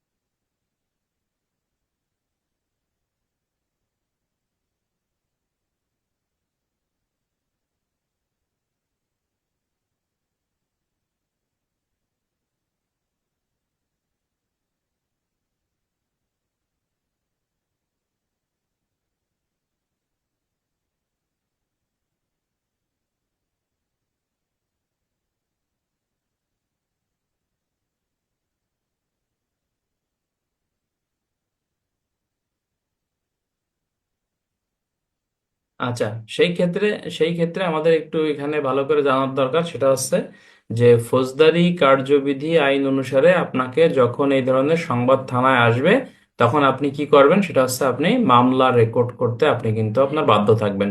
যদি মামলা রেকর্ড না করেন, সেক্ষেত্রে দণ্ডবিধি আইনের ওই সকল ধারা মোতাবেক আপনি অপরাধ করছেন বলে গণ্য হবে। আর একটা বিষয় এখান থেকে পরীক্ষা আসে, এটা আপনারা একেবারে কমন বিষয় জানেন, যে এজাহার কাকে বলে বা প্রাথমিক তথ্য বিবরণী কাকে বলে। আর একটা বিষয় প্রশ্ন আসে যে এজাহারের বৈশিষ্ট্য লেখো, বা এজাহারের উপাদান সমূহ লেখো, বা এজাহারের কোন কোন ত্রুটির কারণে মামলার আসামিগুলো খালাস পেয়ে যায়। আরেকটা প্রশ্ন আসে যে এজাহারে যদি সংবাদদাতা স্বাক্ষর না করে অপরাধ কি? তাহলে যে ক্ষেত্রে আপনার বিবৃতি, এই বিবৃতিতে আপনি কিন্তু স্বাক্ষর করতে বাধ্য। তাহলে আপনার বিবৃতিতে আপনি যদি স্বাক্ষর না করেন, দণ্ডবিধি আইনের 180 ধারা মোতাবেক আপনি অপরাধ করছেন বলে বেসিক্যালি গণ্য হবে। আমাদেরকে আর একটা জিনিস জানানোর দরকার, সেটা হচ্ছে যে শুধুমাত্র এই কার্যবিধির 154 ধারার কোনো বিষয় না, সেটা হচ্ছে 164 অর্থাৎ 164 এর কোনো জবানবন্দিতেও যদি বিবৃতিদাতা যদি স্বাক্ষর না করে, সেই ক্ষেত্রে আপনাকে বলা হচ্ছে সেও 180 ধারা মোতাবেক সে অপরাধ করছে বলে বেসিক্যালি গণ্য হবে। এটা আমাদের একটু মনে রাখতে হবে। তো এখান থেকে প্রশ্ন আসে যে এজাহার কিভাবে রেকর্ড করতে হয়, বা থানায় এফআইআর আমলযোগ্য অপরাধের সংবাদ আসলে ওসি রেকর্ড করতে বাধ্য কিনা, বা কিভাবে এটা রেকর্ড করতে হয়। তো এই ধরনের প্রশ্ন আসলে আপনারা পাবেন। এটা কার্যবিধির 154 ধারা, এবং সবসময় মনে রাখবেন কার্যবিধির 154 ধারার সাথে পেআরবি 243 বিধি আমাদের সব সময় যাবে, একবার কমন একটা বিষয়। ত্রুটি বিচ্যুতিগুলো কি কি, ভালো প্রশ্ন করছো। এজাহারের ত্রুটি বিচ্যুতিটা হচ্ছে যেমন তারিখ সময় উল্লেখ না থাকা, আসামিদের নাম ঠিকানা না থাকা, সাক্ষীদের নাম ঠিকানা না থাকা, ঘটনাস্থলের বিবরণ না থাকা, তারপর হচ্ছে থানা জেলার নাম না না থাকা, কে অপরাধ কি করছে, কখন করছে, কে দেখছে কি দেখছে, কিভাবে অপরাধ সংগঠিত হয়েছে, এই সকল বিবরণ যদি এজাহারে উল্লেখ না থাকে, এগুলো হচ্ছে এজাহারের ত্রুটি বিচ্যুতি। আর এইগুলো যখন ঠিকমতো না থাকবে, একজন আসামি কিন্তু মানে মামলার দায় থেকে অব্যাহতি পেয়ে যায় বা ছাড়া পেয়ে যায় এইসব ত্রুটি বিচ্যুতির কারণে। তো আমার কথা মনে হয় ইনশাল্লাহ বুঝে ফেলছেন। এই টাইপের প্রশ্ন হ্যাঁ কনস্টেবলদের হয়তো অনেক কম আসে, বাট আমার মনে হয় এজাহারের প্রশ্নটা আমাদের এএসআই দের কিন্তু অনেক বেশি আসে। এটা আমাদের একটু মানে এজাহার রিলেটেড যত প্রশ্ন পরীক্ষায় আছে, সব প্রশ্নের ধারা হচ্ছে 154 243 বিধি। আর যত প্রশ্ন বিভিন্ন গাইডে আছে এটা আপনারা একটু দেখবেন। পাশাপাশি আমরা তো রিটেনের প্রশ্ন লেখাচ্ছি, তো এসব প্রশ্ন ইনশাল্লাহ আপনারা পাবেন। ঠিক আছে কিনা? এই রিলেটেড বিষয়গুলো একটু দেখবেন। ধন্যবাদ। আমরা চলে যাবো ফৌজদারি কার্যবিধানের 155 ধারা। ফৌজদারি কার্যবিধান 155 ধারা, এটা কিন্তু খুবই গুরুত্বপূর্ণ একটি ধারা বন্ধুরা, খুবই গুরুত্বপূর্ণ একটি ধারা। যে আমলের অযোগ্য অপরাধ তদন্তের প্রক্রিয়া কি, আমলের অযোগ্য অপরাধ, এই আজকে এই জিনিসটা আমরা একটু ভালো করে শিখবো। আমলের অযোগ্য অপরাধটা হচ্ছে নন কগনিজেবল অফেন্স, ঠিক আছে কিনা? রিটেনে প্রশ্ন আসে আমলের অযোগ্য অপরাধ বলতে কি বোঝায়, আমলের অযোগ্য অপরাধ তদন্তের প্রক্রিয়া কি। তো আমলের অযোগ্য অপরাধের সংজ্ঞা কিন্তু ফৌজদারি কার্যবিধানের 155 ধারায় দেয় নাই, দিছে? কোন ধারায় দিছে বলেন তো? দিছে হচ্ছে ফৌজদারি কার্যবিধানের 4 ড। কোন ডতে? ঢাকা লিখতে যে ড লাগে ওই ডতে দিছে। বলতিছে যে সকল অপরাধের জন্য পুলিশ বিনা পরোয়ানায় গ্রেপ্তার করতে পারে না, অথবা বাংলাদেশের প্রচলিত অনন্য আইন অনুসারে যে সকল অপরাধকে পুলিশকে বিনা পরোয়ানায় গ্রেপ্তারের ক্ষমতা প্রদান করে নাই, সেগুলো হচ্ছে আমাদের অযোগ্য অপরাধ। যেমন চর থাপ্পড় মারা, সাধারণ আঘাত করা বা ভয়ভীতি দেখানো, এইগুলো হচ্ছে বেসিক্যালি হচ্ছে আপনার আমলের অযোগ্য অপরাধ। তো আমার আমার আমার আমার আমার মনে হয়, আশা করি এই কথা ইনশাল্লাহ আপনারা বুঝতে পারছেন। এবং এবং এবং হচ্ছে এই আমলের অযোগ্য অপরাধের প্রশ্ন গত বছরও আসছে। এখান থেকে প্রশ্ন আসে যে আমলের অযোগ্য অপরাধের সংজ্ঞা কত, 4 ড। আমলের অযোগ্য অপরাধ বলতে কোন অপরাধকে বোঝায়? যে অপরাধীকে পুলিশ বিনা পরোয়ানায় গ্রেপ্তার করতে পারে না। নিচের কোনটি আমলের অযোগ্য অপরাধ? যেমন চর থাপ্পড়, সাধারণ আঘাত, কিল ঘুষি, ভয়ভীতি দেখানো, এইগুলো হচ্ছে বেসিক্যালি আমলের অযোগ্য অপরাধ হিসেবে গণ্য হবে। আর আমলের অযোগ্য অপরাধের তদন্ত প্রক্রিয়ার কথা বেসিক্যালি আপনাকে বলতেছে 155 ধারায়। এই যদি প্রশ্ন আসে যে আমলের অযোগ্য অপরাধের তদন্ত প্রক্রিয়া লেখো, তখন তুমি কি 155 1 2 3 লিখে দিলে উত্তর হয়ে যাবে? না, 155 1 2 3 লিখলে উত্তর হবে না, পাশাপাশি আরো কিছু পয়েন্ট দেয়া লাগবে, সেটা আমরা বলবো। বন্ধুরা, 155-তে বেসিক্যালি বলতেছে যে আমলের অযোগ্য অপরাধের সংবাদ থানায় আসলে বেসিক্যালি আপনি কি করবেন। আমলের অযোগ্য অপরাধের সংবাদ যখন থানায় আসবে, তখন থানার ভারপ্রাপ্ত কর্মকর্তা থানার জেনারেল ডায়েরিতে হচ্ছে আপনার বিষয়টা লিপিবদ্ধ করবে, এবং আপনার এই সংবাদদাতাকে একজন নিকটতম ম্যাজিস্ট্রেটের নিকট এই এই মানে জিডির কপি সহকারে প্রেরণ করতে হবে। এটাই হচ্ছে আইনের বিধান। এটা আমরা নর্মালি আমাদের অযোগ্য পদ সংবাদ থানায় আসলে আমরা কি করি? দেখা গেল যে আমরা জিডিতে নোট দিই, তবে থানাতে কিন্তু অন্যরকম প্র্যাকটিসও কিন্তু হয়।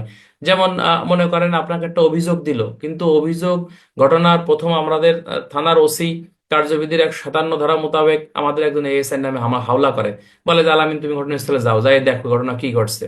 তো আমরা কাগজে লেখছে যে কিল ঘুষ মানে ইয়া করছে তা করছে, যাই দেখা যায় অপরাধটি সামান্য অধর্তব্য ভয়ভীতি দেখাইছে বা চড় থাপ্পড় মারছে, হাসপাতালে ভর্তি হয়েছে, মানে লাঠি দিয়ে বাড়ি দিয়েছে, আমার পায়ে ব্যথা পাইছে, লীলা ফোলা জখম করছে, তখন আমাদের কাজ কি? তখন আমাদের কাজ হচ্ছে ওই বাদীকে ডাইকে এনে একটা জিডি করাতে হবে। যদি বাদী না আসে সমস্যা নাই, নিজে তুমি যে তোমার নামে যে কাগজটা এন্ডোজ হয়েছে, তাহলে তুমি নিজেও একটা জিডি করতে পারো যে আমাকে ওসি সাহেব এই এই আহ, বাদী অমক বিবাদী অমক সাধারণ কিল মানে কিল ঘুষি বা উভয় ব্যক্তির কাগজটি ওসি মহোদয় শ্রীপুর থানা আমার নামে হাওলা করলে অদ্যায়ত তারিখ সঙ্গীয় ফোর্স সহকারে ঘটনাস্থলে হাজির হয়ে প্রাথমিক জিজ্ঞাসাবাদে মানে অভিযোগের প্রাথমিক সত্যতা পাওয়া যায়, অপরাধটি অধর্তব্য হয়, বিজ্ঞ তদন্তের জন্য আরো অধিকতর তদন্তের জন্য বিজ্ঞ আদালতের অনুমতির প্রয়োজনীয়তা রয়েছে। এই কাগজটা সহকারে একটা ফরওয়ার্ডিং লিখে কোর্টে আমরা পাঠাই দিই। পাঠানোর পরে আমরা ওই সংবাদদাতারে মানে বলি যে ভাই আপনার কাগজ কিন্তু কোর্টে চলে গেছে, আপনি যাই একটু অনুমতি করাই নিয়ে আসেন। অনেক সময় হয় কি যে সংবাদদাতা না গেলেও ম্যাজিস্ট্রেট কিন্তু আপনার অনুমতি দিয়ে দেয়, ঠিক আছে কিনা? যেগুলো একটু এমসি টেমসি থাকে বা একটু কি থাকে অনেক সময় দিয়ে দেয়, বা অনেক জেলা ম্যাজিস্ট্রেট ম্যাজিস্ট্রেট নাও দিতে পারে। তা আবার একটু বলেন, নাও দিতে পারে। তো বিষয়টা হচ্ছে যে অনেক সময় দিয়ে দেয় আবার নাও দেয় না। তো সেই ক্ষেত্রে সংবাদদাতা যদি যায় যে ঠিক আছে যে অমুক স্যার গেছিল এরকম ঘটনা ঘটছে, তখন অনুমতি দিয়ে দেয়। অনুমতি দেওয়ার পরে আমরা কি করি, তখন মুন্সির কাছে কাগজটা চলে আসে, আসার পরে মুন্সি আবার আমার নামে এন্ডোর্স করে। তখন আমি আবার ঘটনাস্থলে আবার যাই, যাওয়ার পরে তখন এই যে বলতিছে যে আমলদের অযোগ্য অপরাধের তদন্তের ক্ষমতা যখন আপনি প্রাপ্ত হবেন, তখন আপনাকে বলতেছে যে এই আমলযোগ্য অপরাধের ন্যায় আপনাকে তদন্ত করতে হবে, অর্থাৎ একটা কগনিজেবল অফেন্স যেভাবে তদন্ত করতে হয় সেভাবেই আপনাকে তদন্ত করতে হবে। তবে কোনো অপরাধীকে বিনা পরোয়ানায় গ্রেপ্তার করা যাবে না। কি করতে হবে? আপনার বিরুদ্ধে ওই অপরাধীর বিরুদ্ধে যদি অপরাধ প্রমাণিত হয়, নন এফআইআর প্রসিকিউশন আপনাকে দাখিল করতে হবে। এখন কথা হচ্ছে যে যেহেতু আমলের অযোগ্য অপরাধ, আপনার তদন্তের অনুমতি আপনি পাইছেন, তদন্ত করবেন কিভাবে? একটা আমলযোগ্য অপরাধ যেভাবে তদন্ত করতে হয় ঠিক সেই একই ভাবেই হচ্ছে আপনি আমলের অযোগ্য অপরাধটাও আপনি বেসিক্যালি তদন্ত করবেন। আপনি ঘটনাস্থলে যাবেন, সাক্ষীদেরকে তলব করবেন, সাক্ষীদের জবানবন্দি রেকর্ড করবেন, আসামির এনআইডি নেবেন, আসামি ঘটনাস্থলে ছিল কিনা সে বিষয়ে আপনি অনন্য সাক্ষ্য প্রমাণ দ্বারা এটা প্রমাণ করবেন। এরপরে থানায় এসে একটি নন এফআইআর প্রসিকিউশন একটা ফর্ম আছে বা থানার যারা মুন্সি আছে, এগুলো তো আমি জানতাম না, থানায় এখন কাজ করে শিখছি নাকি। মুন্সির কাছে কয়ে দিলে ওদের ফরম্যাট আছে, ফরম্যাট অনুযায়ী ওরা ঘর ঘর মনে করে বসাই দিয়ে দেয়। মুন্সির কাছে ওসির ফরওয়ার্ডিং দিয়ে তা কেস ডায়েরি লিপিবদ্ধ করতে হবে। কেস ডায়েরিও লিপিবদ্ধ করা যায়, দেয়া যায়, সমস্যা হয় না। কাট কপি পেস্ট নাকি দেয়া যাবে। এরপরে কি করে? এরপরে হচ্ছে নর্মালি ওই যে বাদী বিবাদীরে সমন দিয়ে ডাকে, টাকার পরে যদি নিষ্পত্তিও অনেক সময় করে দেয়। আবার অধর্তব্য অপরাধের ক্ষেত্রে একটা জিনিস জানিয়ে রাখবেন, যদি স্থানীয়ভাবে কোনো নিষ্পত্তি হয়ে যায় সেটাও কিন্তু আদালতে গ্রহণযোগ্য। মনে করেন ভাই ভাই মারামারি করছে, ঠিক আছে কিনা, তো রাগের বশে অভিযোগ দিয়েছে, এটা প্রসিকিউশন কাটা হয়ে গেছে, কিন্তু অনুমতি আইছে, অনুমতি আসতে আসতে দুই ভাই আবার মনে করেন সিডি লেখার দরকার হয় না, অনুমতি আসতে আসতে মনে করেন যে দুই ভাই আবার স্থায়ীভাবে নিষ্পত্তি হয়ে গেছে। তখন নিষ্পত্তি হওয়ার পরে ওই নিষ্পত্তির কাগজ যদি থানায় আপনাকে দিয়ে দেয়, সেক্ষেত্রে নিষ্পত্তি সহকারে একটা প্রতিবেদন আকারে ম্যাজিস্ট্রেটকে জানাবেন যে মহামান্য আদালত আপনার কাছে একটি নন এফআইআর প্রসিকিউশনের মানে ধর্তব্য অপরাধের আবেদন আপনি অনুমতি দিয়েছিলেন, কিন্তু উক্ত বিষয়টি আপনার ওই বাদী বিবাদী স্থানীয়ভাবে মীমাংসা করে ফেলে, তাই প্রসিকিউশন দাখিল করা সম্ভব হলো না। উক্ত বিষয়টি আপনার অবগতির জন্য আহ, মানে সংযুক্তি সহকারে প্রেরণ করা হলো। তখন ওই যে অন্যান্য যে কাগজপাতিগুলো আছে এগুলো আদালতকে জানাবেন। এই হলো কেন, মানে বাস্তব প্র্যাকটিস। এটা হলো বাস্তব প্র্যাকটিস, কিন্তু বই তো আসলে এরকম না। বই কিন্তু এরকম না, এটা হচ্ছে বাস্তব প্র্যাকটিসের কথা আমরা বললাম, ঠিক আছে কিনা? আচ্ছা আমি বলি এখন, নর্মালি প্রশ্ন যেটা আসবে যে অদত্ত প্রক্রিয়া তদন্ত প্রক্রিয়া কি। এখান থেকে যে এমসিকিউ গুলো পরীক্ষা আপনার আসবে, একজন বলছে যে প্রসিকিউশন 7 হবে না। এই হজরত আলী সুনামগঞ্জ, তুমি 7 মিনিট দাঁড়াই থাও, বলো কোথাকার। 107-17 তো আলাদা বিষয়। শান্তি ভঙ্গের আশঙ্কা থাকলে সেটা 107-17 কাটে। আর 107-17 ছাড়া অন্য ধারে প্রসিকিউশন হয় না। যেমন তুমি কাউরে থাপ্পড় মারলে 323 প্রসিকিউশন হবে। তুমি কাউরে ভয় দেখাইলে 506-2 প্রসিকিউশন হবে। তুমি কারো ফসলের ক্ষতি করলে তাহলে 487 তোমার প্রসিকিউশন হবে, ঠিক আছে না? খালি 107-17 শেখছে, তুমি 5 মিনিট দাঁড়াই থাকো ক্লাসে। হ্যাঁ মিথ্যে সংবাদ দিয়ে হয়রানি করলে 182-তে প্রসিকিউশন হবে, ঠিক আছে কিনা? আচ্ছা, কথা কেন না, হয়তো জানে না, মাইন্ড করো না, একটু মজা করলাম। আচ্ছা শোনেন, এখান থেকে 155টা কিন্তু খুবই গুরুত্বপূর্ণ, সব সময় কিন্তু পরীক্ষায় আমাদের প্রশ্ন আসে, ঠিক আছে? 155 থেকে প্রশ্ন আসে, অদত্ত অপরাধের তদন্ত প্রক্রিয়া কত ধারা? 155 ধারা। ও ভালো কথা। এইখানে সবসময় পেয়ার বি 254, 268 বিধি আমাদের ব্যবহার করতে হবে। অদত্ত অপরাধের সংবাদ থানায় আসলে মুন্সি নাম হলো কেন? অন্য কিছু, অন্য কিছু তো এইসব অপ্রাসঙ্গিক প্রশ্ন করেন না ভাই, অযথা সময় নষ্ট। আচ্ছা, এলসি হবে, এলসি লিটারেট কনস্টেবল, এলসি, ঠিক আছে? আচ্ছা, তাহলে 155-তে অদত্ত অপরাধ তদন্ত প্রক্রিয়ার কথা বলতেছে। এমসি করতে পারে কোন অপরাধ তদন্ত প্রক্রিয়ার কথা 155-তে বলছে? অদত্ত অপরাধ। অদত্ত অপরাধ থানায় আসলে ওসি কোন ডায়েরিতে লেখে? জেনারেল ডায়েরিতে লেখে। কিভাবে লেখে? সার সংক্ষেপ লেখে। এরপরে জেনারেল ডায়েরি মানে এই সমঝোতায় কোথায় পাঠাতে হয়? আদালতে পাঠাতে হয়। কে পাঠাবে? থানার ভারপ্রাপ্ত কর্মকর্তা পাঠাবে। কি সহকারে পাঠাবে? ওই জিডির কপি সহকারে পাঠাবে। উক্ত অপরাধ তদন্ত করার জন্য পুলিশ অফিসার কি করবে? আবেদন করবে। কিভাবে আবেদন করবে? হাতে লিখে আবেদন করবে। উক্ত অপরাধে তদন্তের জন্য অনুমতি দিতে পারে কোন ম্যাজিস্ট্রেট? প্রথম শ্রেণীর ম্যাজিস্ট্রেট। হ্যাঁ, দ্বিতীয় বলতেছে যে আপনার ক্ষমতা, দ্বিতীয় শ্রেণীর ম্যাজিস্ট্রেট কিন্তু অনুমতি দিতে আপনার পারে না, এবং তৃতীয় শ্রেণীর ম্যাজিস্ট্রেট তো কিন্তু আপনার পারবেই না। অনুমতি দিল, তাহলে কাজটা কি? অনুমতি দিলে হচ্ছে ধর্তব্য অপরাধের ন্যায় তদন্ত করতে হবে। এমসিকিউ, কোন অপরাধের ন্যায় তদন্ত করতে হবে? ধর্তব্য অপরাধের ন্যায় হচ্ছে আপনার তদন্ত করতে হবে। ঠিক আছে কিনা? এখন আমি যে প্রশ্ন তোমাদেরকে শিখাবো সেটা হচ্ছে অধর্তব্য অপরাধের তদন্ত প্রক্রিয়া ব্যাখ্যা করো। তখন তুমি কি লিখবা? তুমি লিখবা যে অধর্তব্য অপরাধ বলতে ছোট অপরাধকে বোঝায় যে অপরাধের জন্য পুলিশ বিনা পরোয়ানায় গ্রেপ্তার করতে পারে না। প্রশ্নের আলোকে অধর্তব্য অপরাধের তদন্ত প্রক্রিয়া নিম্নে লেখা হলো। 1 নম্বরে লাগবে অধর্তব্য অপরাধের সংবাদ থানায় আসলে জিডিতে নোট নোট দিতে হবে। 2 নম্বরে আপনাকে লিখতে হবে অধর্তব্য অপরাধের সংবাদ জিডিতে নোট দেওয়ার পর তদন্ত করার জন্য একটি আবেদন করতে হবে, পুলিশ আইন 24 পিআরবি 213। 3 নম্বরে লিখতে হবে জিডির কপি সহকারে সংবাদদাতাকে ম্যাজিস্ট্রেটের নিকট প্রেরণ করতে হবে এবং ম্যাজিস্ট্রেটের অনুমতি নিয়ে তদন্ত করতে হবে। 155-2। এরপরে লেখবা যে অধর্তব্য অপরাধের তদন্তের অনুমতি যখন প্রাপ্ত হব 155 ধারা মোতাবেক আমলযোগ্য অপরাধের ন্যায় তদন্ত করব। তবে কোনো অপরাধীকে মানে তদন্ত করব, 155 দেবেন। এরপরে আপনি লিখবেন যে আপনার এই কোনো অপরাধীকে বিনা পণায় গ্রেপ্তার করতে পারবো না। এরপরে লিখবেন যে দ্রুত আমি ঘটনাস্থলে হাজির হব, পিআরবি 258। সাক্ষীদেরকে আমি তলব করব, সিআরপিসি 160। সাক্ষীদের জবানবন্দি রেকর্ড করব, 161।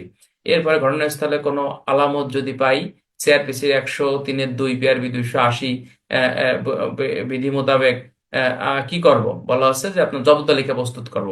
এরপরে যাবতীয় সাক্ষ্য প্রমাণ বিশ্লেষণের মাধ্যমে যদি অপরাধ প্রমাণিত হয়, হ্যাঁ, সিআরপিসি 155-3 পিআরবি 254, 268 বিধি মোতাবেক অপরাধীকে গ্রেপ্তার না করে তাদের বিরুদ্ধে একটি নন এফআইআর প্রসিকিউশন দাখিল করব। এবং এই বিষয়টি পুলিশ আইনের 24 পিআরবি 213 বিধি মোতাবেক আপনার একটি প্রতিবেদনের মাধ্যমে বিজ্ঞ আদালতকে অবগত করব। এই হলো অদত্তব্য অপরাধ তদন্তের প্রক্রিয়া। এখন তুমি যদি ক্যাল কেলাইয়ে নাকি না সেল চালাইয়ে যদি সিআরপিসির 155-এর 1, 2, 3 লেহে থাও, তাহলে কিন্তু উত্তর ভালো হবে না। 5 মার্কের জন্য ওই 3টে পয়েন্ট লিখলে ভালো হবে না, তোমাকে 155-এর 1, 2, 3 লেখা সহকারে, যেহেতু তুমি ধর্তব্য অপরাধের ন্যায় তদন্ত করতে হবে, সেহেতু ওই যে সিআরপিসির পিআরবি 258-তে ঘটনাস্থলে যাবা, 160 সাক্ষী তলব করবা, 161-তে সাক্ষী জবানবন্দি রেকর্ড করবা। তারপর হচ্ছে খসড়া মানচিত্র প্রস্তুত করতে পারো, জব্দ তালিকা প্রস্তুত করবা। অন্যান্য আনুষঙ্গিক বিশ্লেষণের মাধ্যমে যদি প্রমাণিত হয় যে ঘটনা ঘটছে, তাহলে একটা নন এফআইআর প্রসিকিউশন দাখিল করতে হবে। তবে কোনো অপরাধীকে কিন্তু তুমি ধরতে পারবে না, ধরার কোনো ক্ষমতা 155-3 কিন্তু দেয় নাই। এইটা প্রশ্ন। এখান থেকে আরো প্রশ্ন আসে যে এএসআই আলামিন মাগুরা জেলা শ্রীপুর থানায় কর্মরত আছে, এমন সময় দাঁড়িয়াপুর ইউনিয়নের বড়ইছড়া গ্রামের এক ব্যক্তি সংবাদ নিয়ে আসলো তার প্রতিবেশীর সাথে তার দীর্ঘদিনের জমি জমা নিয়ে বিরোধ চলতেছে। উক্ত বিরোধের জের ধরে মানে খ নামক ব্যক্তিকে লাঠি দিয়ে মানে হাতে মানে আঘাত করে। এতে তার লীলাফোলা জখম হয় এবং তাকে প্রাণনাশের হুমকি দেখায়। উক্ত জিডি খানা শ্রীপুর থানার অফিসার ইনচার্জ আলামিনের নামে হাওলা করলে এএসআই আলামিনের আইনগত করণীয়কে ব্যাখ্যা করো। প্রশ্ন বড় দেখে ভয় পেলে কিন্তু চলবে না, তোমাকে আগে শিখতে হবে যে প্রশ্ন কিভাবে পরীক্ষায় আসবে। তাহলে গ্যাসাং গ্যাসাং ওই সূচি পড়লাম, কোনো লাভ হবে না এগুলো পড়ে ভাই। তাহলে এএসআই আলামিনের কাজ কি শ্রীপুর থানার?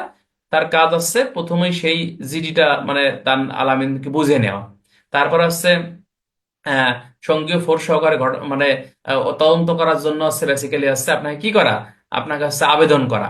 আবেদন করা, অনুমতি পাইলে পরে হচ্ছে ঘটনাস্থলে বেসিক্যালি যাওয়া। ঠিক আছে কিনা? যাওয়া, এরপরে তথ্য প্রমাণ তদন্ত করবে। অপরাধ যদি প্রমাণিত হয় আলামিন একটি নন এফআইআর প্রসিকিউশন দাখিল করবে। যেহেতু প্রশ্নে উল্লেখ করে দিয়েছে যে আঘাত করছে এবং ভয়ভীতি দেখাইছে, তাহলে এই দুটো ধারাও কিন্তু তোমাকে দিতে হবে যে কোন ধারায় প্রসিকিউশন দেবা।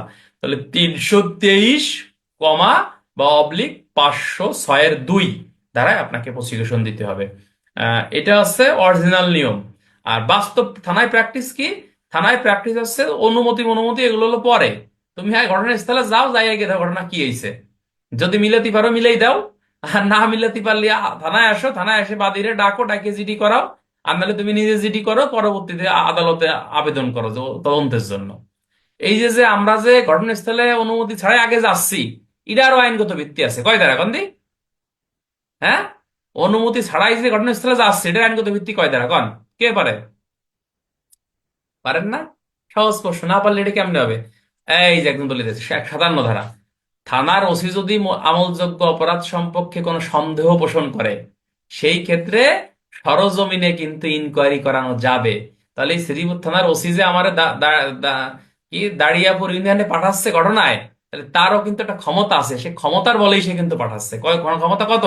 ক্ষমতা হচ্ছে ফৌজদারি কার্যবিধি আইনের এই 157 ধারার ক্ষমতা প্রয়োগ করে সে আমাকে পাঠাচ্ছে।